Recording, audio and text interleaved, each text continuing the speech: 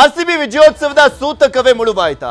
Vijay Hazare cricket ಪಂದ್ಯಕ್ಕೆ ಅನುಮತಿ cancel ಮಾಡಲಾಯಿತು. ಭದ್ರತೆ ಕಾರಣದಿಂದ ಚಿನ್ನಸ್ವಾಮಿ ಸ್ಟೇಡಿಯಂನಲ್ಲಿ ಪಂದ್ಯವನ್ನ ರದ್ದು ಮಾಡಲಾಗಿದೆ.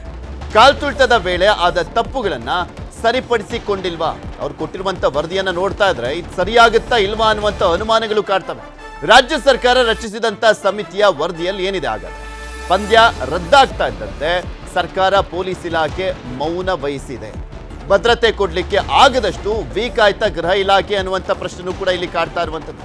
ಮುಂಬರುವಂಥ IPL ಪಂದ್ಯಗಳಿಗೆ ಹೇಗೆ ಭದ್ರತೆಯನ್ನು ಕೊಡ್ತಾರೆ? KCA ನೂತನ ಅಧ್ಯಕ್ಷರ ಮೊದಲ ಪ್ರಯತ್ನಕ್ಕೇನೆ ಹಿನ್ನಡೆ ಆದಂತಾಗಿದೆ. ಅವರ ಚುನಾವಣೆಯ ಸಂದರ್ಭದಲ್ಲಿ ಪ್ರಮುಖವಾದಂಥ ಅಂಶ ಇದು ಕೂಡ ಆಗಿತ್ತು. ನಾವಿಲ್ಲಿ ನೆಕ್ಸ್ಟ್ ಪಂದ್ಯಗಳನ್ನು ಆಯೋಜನೆ ಮಾಡ್ತೀವಿ, ಯಾವುದೇ ಪ್ರಾಬ್ಲಮ್ ಇರೋದಿಲ್ಲ ಅಂತ ಆ ಒಂದು ಭರವಸೆನೂ ಕೂಡ ಈಗ ಹುಸಿಯಾದಂತಾಗಿದೆ. ವಿಜಯ್ ಹಜಾರೆ ಹಾಗೂ ಇನ್ನಿತರ ಟೂರ್ನಿ ನಡೆಸೋಕೆ KCA ಅಧ್ಯಕ್ಷ ವೆಂಕಟೇಶ್ ಪ್ರಸಾದ್ ಅಮಿತ್ ಶಾರನ್ನ ಸಹ ಭೇಟಿಯಾಗಿದ್ರು. ಇದೇ ವಿಚಾರಕ್ಕೆ ಸಂಬಂಧಪಟ್ಟಂತೆ ಗೃಹ ಸಚಿವ ಪರಮೇಶ್ವರ್ ಕೂಡ ಪ್ರತಿಕ್ರಿಯೆಯನ್ನು ಕೊಟ್ಟಿದ್ದಾರೆ. ಏನ್ ಹೇಳಿದ್ದಾರೆ ನೋಡೋಣ. ಹೊಸದಾಗಿ ನಮ್ಮ ವೆಂಕಟೇಶ್ ಪ್ರಸಾದ್ ಅವರು ಅಧ್ಯಕ್ಷರಾಗಿ ಆಯ್ಕೆ ಆದ್ರು. ಅವರ ಸಮಿತಿ ಆಯ್ಕೆ ಆಯಿತು.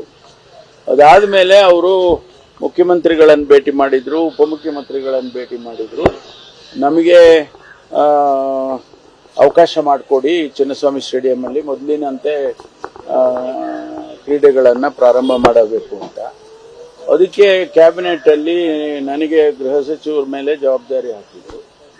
ನಾವು ಈಗಾಗಲೇ ತಮಗೆ ಗೊತ್ತಿದ್ದಾಗೆ ಆ ಘಟನೆ ಆದಮೇಲೆ ನಾವು ಸಮಿತಿಯನ್ನು ರಚನೆ ಮಾಡಿ ಕಮಿಷನನ್ನು ರಚನೆ ಮಾಡಿದ್ವಿ. ಜಸ್ಟಿಸ್ ಕುನ್ನಾ ಅವರ ನೇತೃತ್ವದಲ್ಲಿ ಸಿಂಗಲ್ ಮ್ಯಾನ್ ಕಮಿಷನ್ ಅನ್ನು ನೇಮಕ ಮಾಡಿ ಅವರು ಒಂದಷ್ಟು ರೆಕಮೆಂಡೇಶನ್ಸ್ ಮಾಡಿದ್ದಾರೆ, ಅಬ್ಸರ್ವೇಷನ್ಸ್ ಎಲ್ಲ ಮಾಡಿದ್ದಾರೆ. ಅದ್ರ ಜೊತೆಗೆ ಒಂದಷ್ಟು ರೆಕಮೆಂಡೇಶನ್ಸ್ ಮಾಡಿದ್ದಾರೆ. ಅದನ್ನ ನಾವು KCA ಅವರಿಗೆ ಕಮ್ಯುನಿಕೇಟ್ ಮಾಡಿದ್ದೇವೆ. ನಾನು ಒಂದು ಸಮಿತಿ ಇದ್ರ ಬಗ್ಗೆ ಮಾತನಾಡ್ತಾ ಹೋಗೋಣ. ಪಟೇಲಿ ಹತ್ತತ್ರ ಒಂದು 6 ತಿಂಗಳಾಯಿತು, ಇನ್ನೂ ಕೂಡ ಎಚ್ಚೆತ್ಕೊಂಡಿಲ್ವಾ ಚಿನ್ನಸ್ವಾಮಿ ಅನ್ನುವಂಥ ಪ್ರಶ್ನೆಯ ಜೊತೆಗೆ ಭದ್ರತೆ ಕೊಡ್ಲಿಕ್ಕೂ ಗೃಹ ಇಲಾಖೆಗೆ ಆಗೋದಿಲ್ವಾ ಅನ್ನುವಂಥದ್ದು. ಯಾಕೆಂದ್ರೆ ವಿಜಯ್ ಹಜಾರೆಗೆ ಏನು ರದ್ದಾಗಿದೆ ಆ ಮ್ಯಾಚು, ನೆಕ್ಸ್ಟ್ IPL ನಡೆಯುತ್ತಾ ಇಲ್ವಾ ಅನ್ಸುತ್ತೆ ಆ ವರದಿಯಲ್ಲಿರುವಂಥ ಅಂಶಗಳನ್ನು ಗಮನಿಸ್ತಾ ಇದ್ರೆ. ನಿಮಗೆ ಜೂನ್ 4ನೇ ತಾರೀಕು ಕಾಲ್ತುಳಿತದಲ್ಲಿ 11 ಜನರು ಮೃತಪಟ್ಟರು.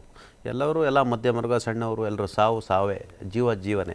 ಆದರೆ ನಿಮಗೆ ಎಲ್ಲರೂ ಜವಾಬ್ದಾರಿ ಇಲ್ಲ. ನೀವು ಆಯಿತು, ಈಗ ನೀವು ಪರ್ಮಿಷನ್ ಕೊಟ್ಟ ತಕ್ಷಣ ಕೊಟ್ಟರು, ಏನಾದ್ರು ಒಂದು ಸಣ್ಣ ಇಶ್ಯೂ ಆಯಿತು. ಈಗ ವಿಜಯ್ ಹಜಾರೆ ಯಾರು ವಿರಾಟ್ ಕೊಹ್ಲಿ ಆಡ್ತೀರಾ, ಹೊರಗಡೆ ಜನ ಸೇರ್ತಾರೆ, ಅಲ್ಲೇನೋ ಇನ್ಸಿಡೆಂಟ್ ಆಗುತ್ತೆ, ನುಗ್ಲಾಗುತ್ತೆ. ನಿಮಗೆ ಸಮಸ್ಯೆ ಗೊತ್ತೆ. ನಿಮಗೆ ಚಿನ್ನಸ್ವಾಮಿ ಇರೋದು ಆರ್ಟ್ ಆಫ್ ದಿ ಸಿಟಿಯಲ್ಲಿ ಇರ್ತಕ್ಕಂಥದ್ದು. ಪ್ರತಿ ಬಾರಿ ಕೂಡ ಅಲ್ಲಿ ಮ್ಯಾಚ್ ನಡೆಯೋದು ಕೂಡ ಚಿನ್ನಸ್ವಾಮಿ ಸುತ್ತಮುತ್ತ 1 ರಿಂದ 2 ಕಿಲೋಮೀಟರ್ ಸುತ್ತಮುತ್ತ ಫುಲ್ ಟ್ರಾಫಿಕ್ ಜಾಮ್ ಮತ್ತು ವೆಹಿಕಲ್ಗಳನ್ನು ಅಡ್ಡಾದಿಡ್ಡಿ ನಿಲ್ಲಿಸಿರ್ತಾರೆ. ನಿಮಗೆ ಮೇಜರ್ ಅಲ್ಲಿ ಸಮಸ್ಯೆ ಆಗ್ತಿರ್ತಕ್ಕಂಥ ಪಾರ್ಕಿಂಗ್ ಇಲ್ಲ.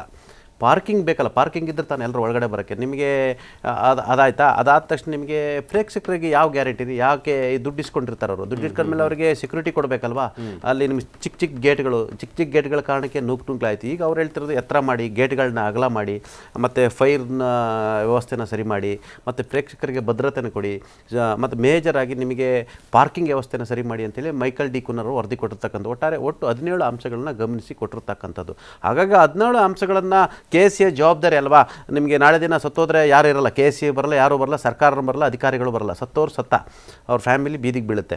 ಹಾಗಾಗಿ ಅವರು 17 ಅಂಶಗಳನ್ನ ಇಟ್ಕೊಂಡು ವರದಿಗಳನ್ನ ಕೊಟ್ಟಿರ್ತಾರೆ. ಮೇಜರ್ ಆಗಿ ಅಲ್ಲಿ ಪಾರ್ಕಿಂಗ್ ಕೇಳ್ತಾರೆ, ಗೇಟ್ಗಳನ್ನ ಎತ್ತರಿಸಬೇಕು ಮತ್ತು ಅಗಲ ಮಾಡಬೇಕಂತಿರ್ತದ್ದು, ಮತ್ತು ಬಂದಂಥ ಪ್ರೇಕ್ಷಕರ ಭದ್ರತೆಯನ್ನು ಕೇಳಿರ್ತಕ್ಕಂಥದ್ದು, ಮತ್ತು ಹೆಚ್ಚು ಕಡಿಮೆ ಅಲ್ಲಿ ಏನಾದರೂ ಫೈರ್ ಇನ್ಸಿಡೆಂಟ್ ನಡೆದರೆ ಅಲ್ಲಿ ಕಂಟ್ರೋಲ್ ಮಾಡೋಕ್ಕಾಗಲ್ಲ. ಹಾಗಾಗಿ ಅಗ್ನಿಶಾಮಕ ದಳದವರು ಕೂಡ ಒಂದಷ್ಟು ಗೈಡ್ಲೈನ್ಸನ್ನು ಕೊಟ್ಟಿರ್ತಕ್ಕಂಥದ್ದು, ಇವೆಲ್ಲವೂ ಕೂಡ ಇರ್ತಕ್ಕಂಥ ಆ ಮಾನದಂಡಗಳನ್ನು KCA ಇಷ್ಟು ದಿವಸ ಆಯಿತು ಸರಿ. ಈಗ ಜೂನ್ ಆಯಿತು, ಜೂನ್ ಆಗಿ ಹತ್ತತ್ರ ನಿಮಗೆ 4-5 ತಿಂಗಳಾಯಿತು. ಆದರೂ ಕೂಡ KCA ಅವೆಲ್ಲವನ್ನು ಕೂಡ ಏನು ಮಾನಿಟ್ರು ಮಾಡಿದ್ರು ಅವೆಲ್ಲವನ್ನು ಕೂಡ ಸರಿಪಡಿಸ್ಬೇಕಾಗಿತ್ತು. ಅವ್ರದ್ದು ಕೂಡ ಜವಾಬ್ದಾರಿ ಇಲ್ಲ. ಈಗ ವಿರಾಟ್ ಕೊಹ್ಲಿ ಇದ್ದಾರೆ, ವಿಜಯ್ ಹಜಾರೆ ಪಂದ್ಯ ನಡೆಸೋಕೆ ಕೊಡಿ ಅಂತ ಹೇಳಿದ್ರೆ ಏನೋ ಹೆಚ್ಚು ಕಡಿಮೆ ಆದರೆ ಯಾರು ಜವಾಬ್ದಾರರು? ಹಾಗಾಗಿ ಅವರ ಕೆಲಸವನ್ನು ಅವ್ರು ಬದಲು ಮಾಡಿ ಇವತ್ತು ಕೇಳ್ಬೋದಿತ್ತು. ಮತ್ತು ಯಾರು ರಿಸ್ಕ್ ತಗೊಳ್ಳೋಕೆ ರೆಡಿ ಇಲ್ಲ. ಆ ಘಟನೆ ಆದಮೇಲೆ ಯಾಕೆ ಪೊಲೀಸ್ ಡಿಪಾರ್ಟ್ಮೆಂಟ್ ಯಾಕೆ ರಿಸ್ಕ್ ತಗೊಳುತ್ತೆ? ಸರಿ, BBMP ಯಾಕೆ ರಿಸ್ಕ್ ತಗೊಳುತ್ತೆ? ಫೈರ್ ಡಿಪಾರ್ಟ್ಮೆಂಟ್ ಯಾಕೆ ರಿಸ್ಕ್ ತಗೊಳ್ತಾರೆ? ಸರ್ಕಾರ ಯಾಕೆ ರಿಸ್ಕ್ ತಗೊಳ್ತಾರೆ? ಆ ಮಟ್ಟದ ವ್ಯವಸ್ಥೆನ ಮಾಡಿ KCA ಇಟ್ಟರೆ ಆಲ್ಮೋಸ್ಟ್ ಕೊಡಲೇಬೇಕಾದಂತ ಅನಿವಾರ್ಯತೆ ಇರ್ತಕ್ಕಂಥ. ಬಹುಶಃ ಮುಂದಿನ 1-2-3 ಪಂದ್ಯಗಳಲ್ಲಿ ಕೂಡ ಚಾನ್ಸಸ್ ಇದೆ.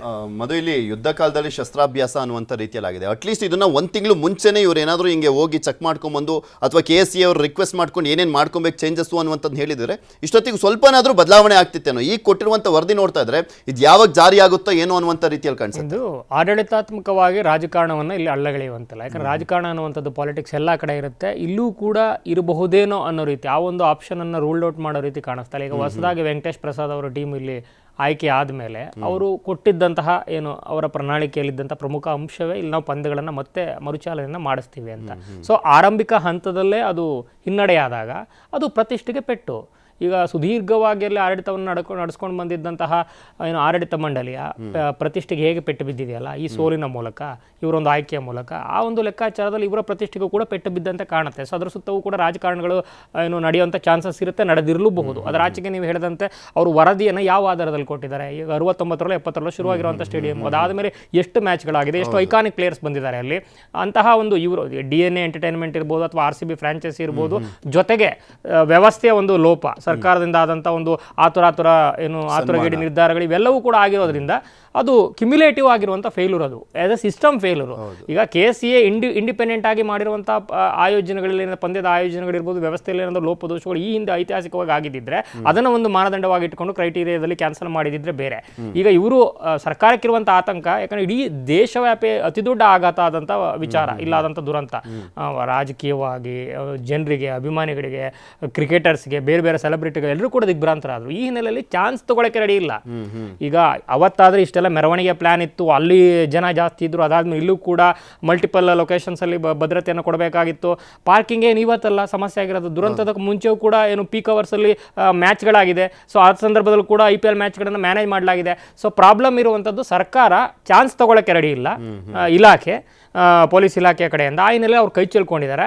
ಇನ್ನು KCAನಲ್ಲಿ ಒಂದಷ್ಟು ರಾಜಕಾರಣವು ಕೂಡ ಆಡಳಿತಾತ್ಮಕವಾಗಿ ಒಳಗಡೆ ಕಾಣಿಸ್ತಾ ಇರಬಹುದು. ಸೊ ಎಲ್ಲ ಹಿನ್ನೆಲೆಯಲ್ಲಿ ಪ್ರೇಕ್ಷಕರಿಗೆ, ಅಭಿಮಾನಿಗಳಿಗೆ ನಿರಾಸೆ ಆಗಿದೆ.